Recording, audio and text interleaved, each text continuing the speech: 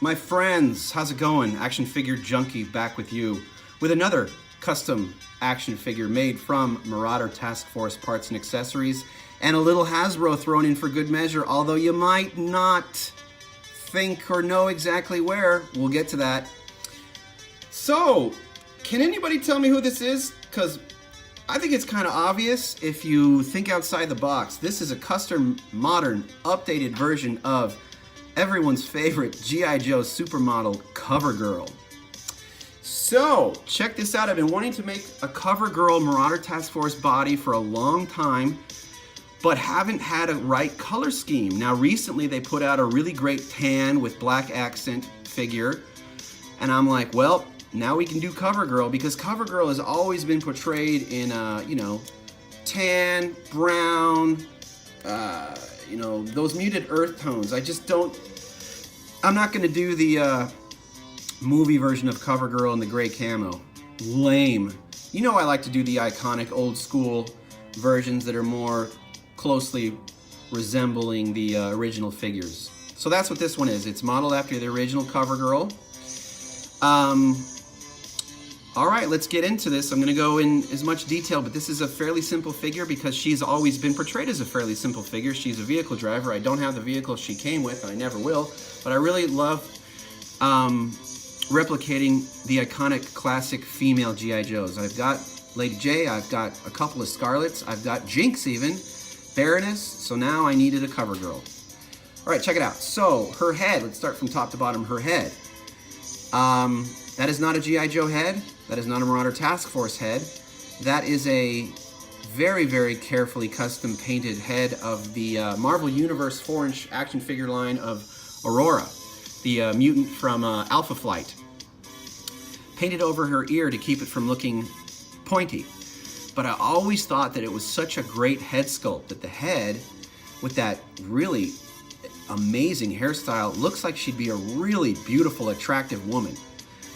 So I've kept that head for a long time, even though the figure hasn't really been too much in my collection for a while. I kept the head, and I finally had something to do with it. I painted the head more of an auburn, the hair auburn red, to closely resemble CoverGirl's hairstyle.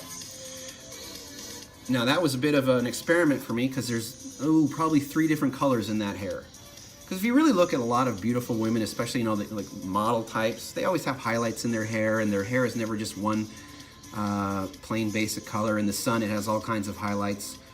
Well, as she turns around, you can see that her hair has auburn and brown and red. And I just think it actually came out really good. Now, the jacket, because CoverGirl has really kind of always been portrayed as wearing a jacket. I decided to go with a vest.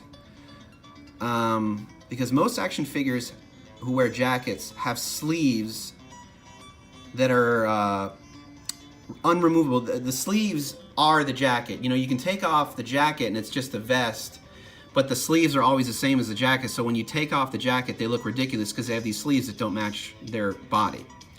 Now that jacket came from another Marvel Universe 4-inch line figure, Jubilee. That is Jubilee's jacket, painted, and I had the collar glued down and painted the collar as well. And damn if that jacket didn't fit on this figure like a glove. It was hard to cut because I really wanted it to be that low, short, CoverGirl's jacket was always kind of short, just up to her waist. So, with a lot of work and a lot of patience, I got the jacket. I pulled it off quite well. I think it looks pretty good. This figure, like some of my others, if you really added up the price of basically ruining an Aurora and ruining a Jubilee, and then buying the parts from Marauder Girl for the Marauder CoverGirl, this is not a cheap figure, I'm not gonna lie, but look at it, it's worth it. So then we went with just your tan accent. I went real basic, just a simple holster, simple pistol. It's a smaller pistol because the Marauder Valkyries have smaller hands. I think the smaller pistols fit in them better. And then we did a couple of black armor pieces on the legs. I really wanted her to be nice and basic. The thing about CoverGirl for me has always been, she's gorgeous, so her face is a bit disarming.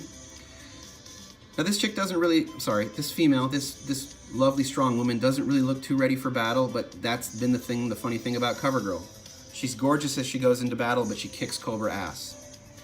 So that's basically it in a nutshell, you guys. I really appreciate you watching. If you have any questions, please feel free to hit me up. I'm happy to answer any. If you want to replicate it and make your own, hit me up on all the social medias. I'm always there.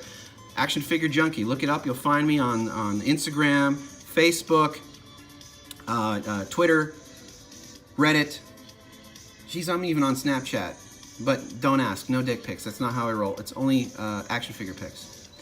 I really appreciate you guys watching. Have a wonderful day. And as in always, in closing, how do we do it?